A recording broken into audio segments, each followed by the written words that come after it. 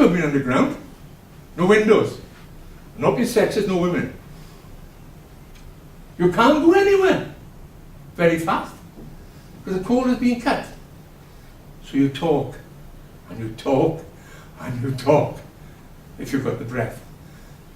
So imagine, you start off in the morning, and remember page 3? Terrible. In fact, you don't remember page 3 and the scantily dressed women. Terrible. But some guys in the fridge talk about that. Then we talk about our wives and problems we got at home. Then we talk about the kid who didn't come home last night.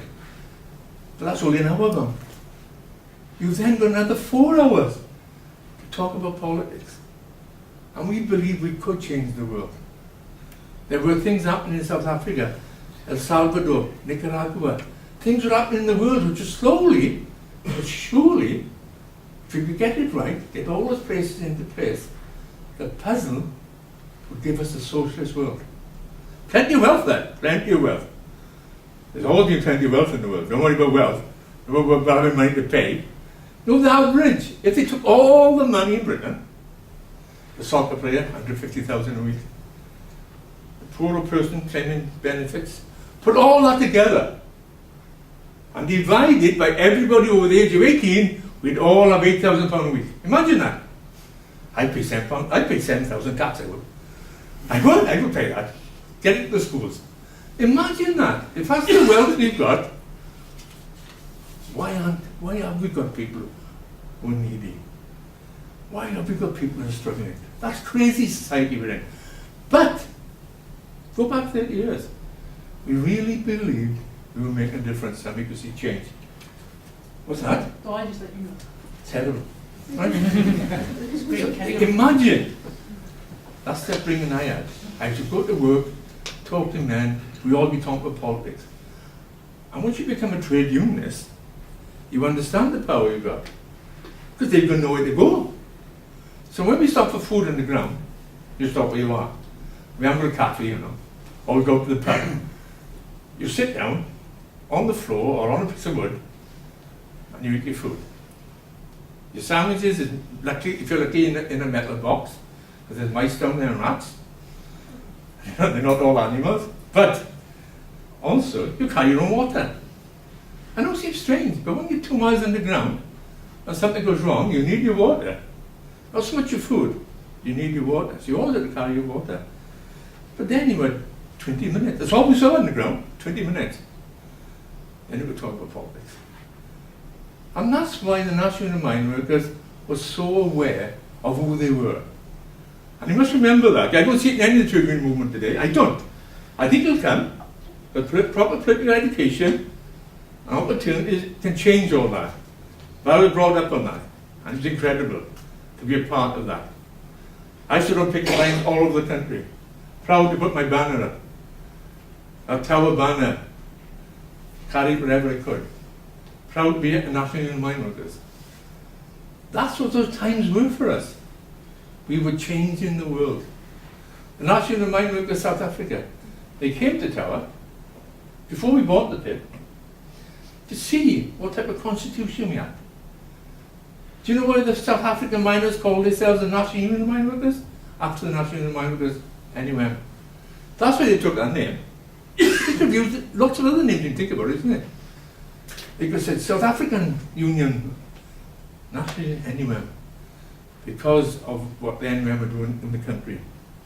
So you must understand that was going on. That was another crucial time. Under the Labour government, 1976, they knew the power we had because Nottingham and Leicestershire were tied in with us, and Kent and Durham. They said, we can't have this any longer. Less than 10 years, they said, we want you to have a productivity scheme. That means everybody now will earn money different. Because if you've got a flat area up in Nottingham, you can earn more money. You'll do more cuts at the face. You can earn more money. So we had a national ballot. The national ballot voted overwhelmingly, we don't want a productivity scheme. This is important about national ballot, isn't it? You know, there's people like Kinnock, you know, national ballot. We turned it down, overwhelmingly throughout the whole country. But what did they do? they said, if you have an area vote, an area could have it on their own.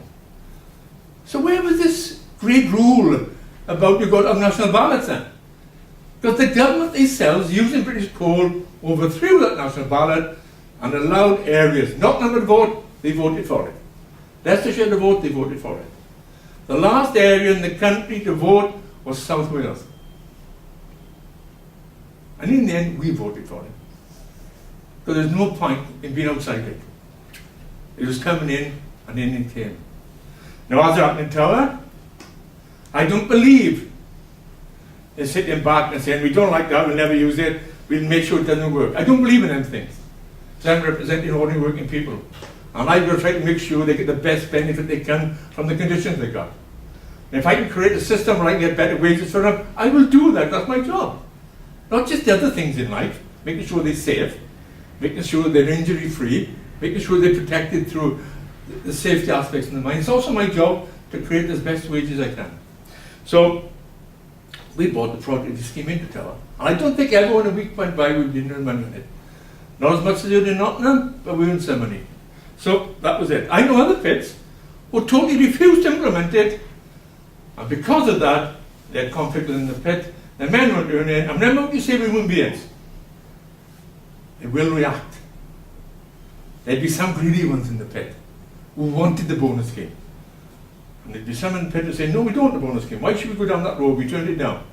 In the end, it destroyed them pits. And one particular pit of paper, it broke them apart. They lost their unity. But anyway, that was important, the productivity scheme. So all of a sudden now, we're on our own again now. What we found, we tried to hold ballots in 79. We lost them, not by a huge amount, but we lost like 55% to 45%. If only the miners had voted underground, we probably would have won them votes. But this is what we were up against, 234,000 miners in Britain. Nottingham, 34,000 miners. Never voted for strike action from the day that they had their productivity scheme. White collar workers, COSA, 32,000. 66,000 votes cast against you before you start. And each of those people had to vote on your future. Of course you weren't going to win the vote again. It was impossible to win the vote because the productivity scheme had broken us apart again. So what did we have to do about it? We called a conference. And in that conference, we changed our constitution. As any trade union can do. We changed our constitution, provided we all agree, we changed it. And what we said was, and in fact, Nottingham agreed with this, not on wages, but if ever there was a pit closure programme, each area could hold a ballot if they were threatened. That ballot, if they won it, they could go on strike. That would then give them the right to approach other areas to support them. Each area then would have to have a ballot, or at least a conference to start off, and they could then support. So our constitution said from now on, there'd be no national ballots on pit closure programs. It would allow the areas to demand their own. That's what happened. Thatcher, or the Tories, but not only Thatcher, don't believe when you cut the head off, the body changes, it doesn't, right? So let's remember, we say Thatcher, but it's the Tories, they're always the same, they don't change. And Cameron probably shown that more than anybody, if you want to look backwards, right? Probably, he is the same breed. So that was where we were. So, what did they pick on? Cottonwood. Now by now, it had nothing at all to do with the price of coal. Here with these power, because we were very powerful in 81, and 82 and 83, we were still powerful. We were still out there on the picket lines. Staff and motors, you name it. We were there on the picket lines, stopping hospitals closing. We actually stopped hospitals closing, incredibly. Try to do that today. But that's the power we had. That's what we were doing. So, Thatcher knew now, these miners have got to go. Not because of the coal price, nothing at all to do with it. We were burning 56 million tons of coal that year. The year before the strike, 56 million tons of coal.